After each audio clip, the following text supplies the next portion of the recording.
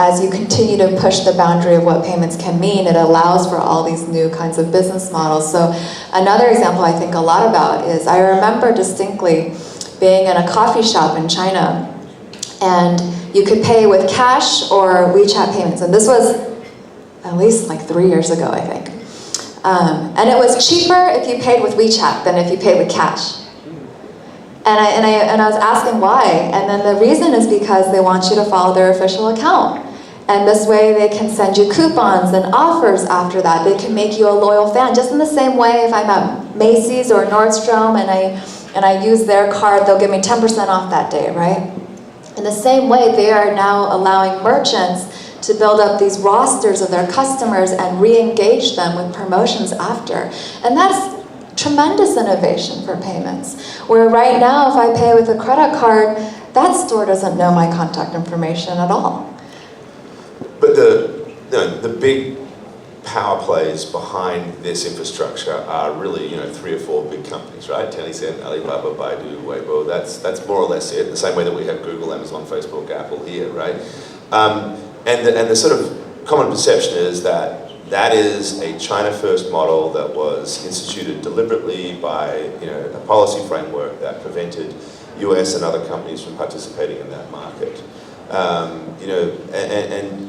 It's you hear it over and over again that there is no access to that market in the US. Is that the case? I mean, is that why American companies don't participate in this marketplace? No, I don't think so. I mean, there are certain companies where they cannot get themselves to agree with the Chinese regulations, so they choose not to enter the market. But if, one thing that annoys me a lot is I will hear people say, oh, the reason why Uber lost in China is because the government helped Didi.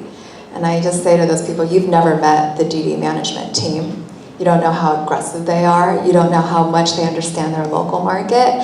And I go back to this thought also, this quote that Jack Ma said over 10 years ago, I think. eBay might be a shark in the ocean, but I am a crocodile in the Yangtze River. And it's this idea that local players understand their local market better. And that makes complete sense. They know how to market, they know how to do customer acquisition, they know what works culturally, right? And in the same way, Chinese companies will struggle sometimes when they come to the States, right? Should I have my headquarters in San Francisco or San Jose or Santa Clara? That completely changes the kind of engineer you can recruit. And for a Chinese company that first comes here for the first time, they can't tell you the difference, right? And so there's huge advantage with working with local players. And that's actually where I think China has been really clever, because a lot of the Chinese giants like a Tencent or an Alibaba, when they go global, they're not doing it with their own team. They find a local partner that really understands the market, and then they just give them a lot of money and a lot of expertise. And they partner directly with them, right? So Ant Financial in India is working with Paytm very, very closely. And that's also why, from an investment perspective, I think Ant Financial and Tencent have made far more global bets than, say, a Facebook or a Google. Well, that's interesting, of course, because again, the other public perception is that Google is global, Facebook is global, Apple is global, right? But Tencent and Alibaba are Chinese companies, and that's all they are. So that's a misperception? I think people don't realize there are a lot of products and brands that are owned by Chinese companies. So for example, Musical.ly is used by a lot of American teenagers, and that is now 100% owned by a Chinese company, right? Or, Clash of Clans. I still know people who spend a lot of money and time on Clash of Clans, and they don't realize that is also owned by Tencent. So a lot of products globally that Americans use have Chinese investors behind them. So what is that, from the point of view of a US investor and their interests, how should they look upon these opportunities? Obviously, Alibaba is public. There are big opportunities in these companies. Is it a global play? Is there a growth curve that's likely to emerge out of this China base right now, and what will it start to look like? Can you rephrase your question? Well, just simply, just if Tencent is in, Ant Financial is in India and Tencent is other places, I think most of the revenue base is still very Chinese for these companies. Are we likely to see a whole new sort of global revenue base emerge and therefore even greater growth for these companies? Oh, meaning Through the international investments, yeah. I think they will. I think they definitely will have growth and see fruit from the seeds that they've been planting in Southeast Asia and Latin America, and India and so forth. Okay. Yeah. So one of the other sort of concerns that often gets raised, right, is that this whole infrastructure of payments, now digital, running over this very public architecture, raises challenges for privacy. That Chinese citizens are essentially having all their data tracked as they participate in this network, and essentially now there's this is China score concept. To a lot of people, particularly this part of the world, that's sort of seen as anathema, right? That why would I want to give up all that privacy? What do you say to that? And is it a legitimate concern? That's a great question. I will say that privacy regulation is different in China than it is in the States. So how the companies can use data is under a different level of regulation, right? But at the same time, I think China looks at these kinds of problems from a kind of cost-benefit perspective. And China is very, very logical, right? And so actually when I talk to my friends in China and I ask them these kinds of questions, a lot of them can tell me, yes, sometimes it's annoying when I walk down the street, there's so many cameras, but at the same time, I feel so much safer walking in Beijing than walking in San Francisco. And I have to agree.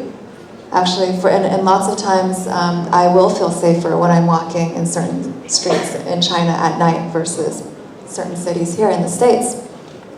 And likewise, that kind of protection, even from a digital perspective, I see a lot of my friends in China appreciate. So I think a lot of people in China will be very logical in seeing what are the pros and cons of something like this.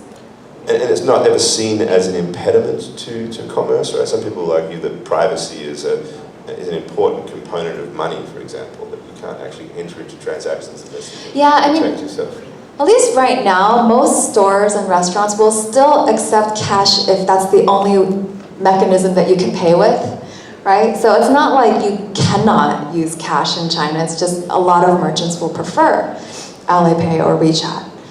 So I think for those citizens in China who don't want to partake in this kind of ecosystem, it's not like they can't pay for things at restaurants or go to different stores. They can still function with cash and debit cards just fine.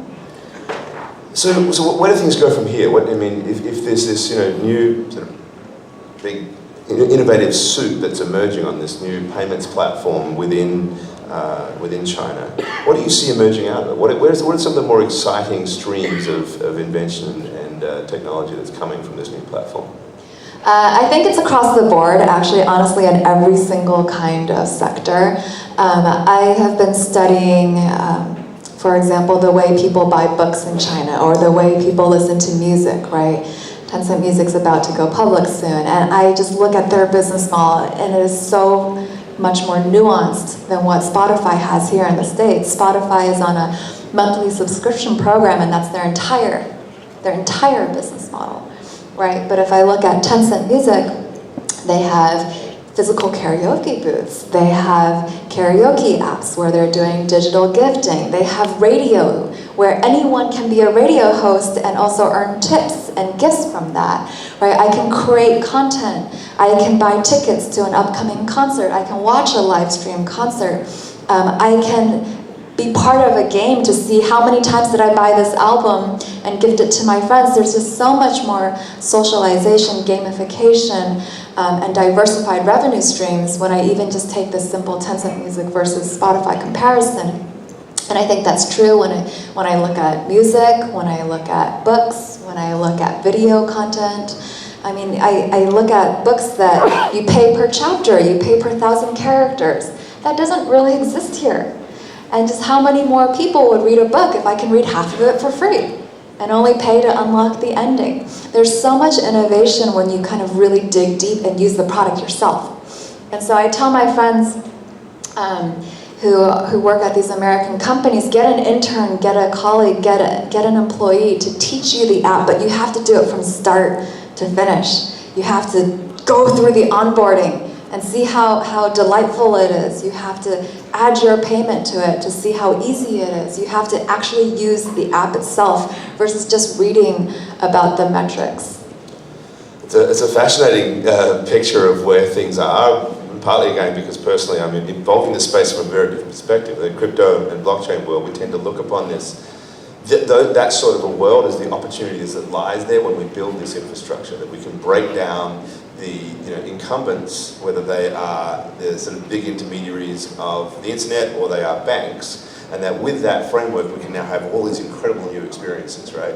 And so, and I'm smiling a little bit from launching a video company of my own, hopefully with a Chinese partner, Bianca Chen, who some of you meet later on, and we've been looking at how the opportunities for actually deploying video and other content with this sort of capability in it opens up a whole new realm of experience. So what I find interesting about that is like, China's built this platform, but it's built it on its own rails. It built it on the rails that is essentially its banking system, with we pay and Alipay built on top of that. And that works fabulously within that environment. I'd say payments is one part of the infrastructure, but to me it's definitely not the only piece. Right. I mean, the fact that WeChat exists has allowed a lot of developers to distribute things virally in a way that there is no US enabler that can do the same thing. So I give a lot of credit to payments, but I think it goes beyond that. It's really the combination of payments, the mobile first kind of infrastructure as well, right? It's all of that sort of interfacing, messaging as a different concept that I find really interesting. But again, is there still, there's a limit to how much of that platform itself can exist outside of China. So you've told me a little bit about tourists who come to the US, and there's a business model that people are creating around how they can use their payments and other apps here. But it sounds like that's the limits of it. Can you talk a little bit about that? So that specific example where people pay with Alipay or WeChat in the States, I think you can create good businesses around it. The tricky thing is if you're a US citizen, you can't create this Alipay account yet. So it still remains to be seen how big you can grow those audiences. But who knows? Who knows what other things you can branch into, right? Yeah. And I think the Chinese tourist, the Chinese student, that's still a very large user base, not just in the US, but also in Canada, Australia, Europe. There are companies that have built great e-commerce products off of this user base where my friends from China, they crave snacks, they crave certain drinks you just can't buy here, even at the Ranch 99, right? And so you can only buy it on these websites. Or there's like some beauty product that some blogger in China is talking about that you can only buy in Japan and Amazon doesn't have it, or you worry that it's not legit. And so again, there's still an opportunity to serve these consumers and still create good businesses. But the barrier is still, in some respects, that one system works upon a RMB-based model, another one is dollars, which is neither of either in some respects. It's that we have these realms that exist within those currencies, right? I mean, there's the capacity to interface between the currencies creates a natural barrier for payments. But the services that reside on top of that also get that limit. Yeah. No, actually, because like the e-commerce example I just gave where I'm buying snacks or beauty products, you're paying with US dollars. Right. Yeah, it's just targeting the Chinese population outside of China. Well, that's interesting, yeah, that we're already making that crossover. That's all we have time for, I understand. Thank you very much, Connie. Thank you guys very much. Thanks for having us, everybody.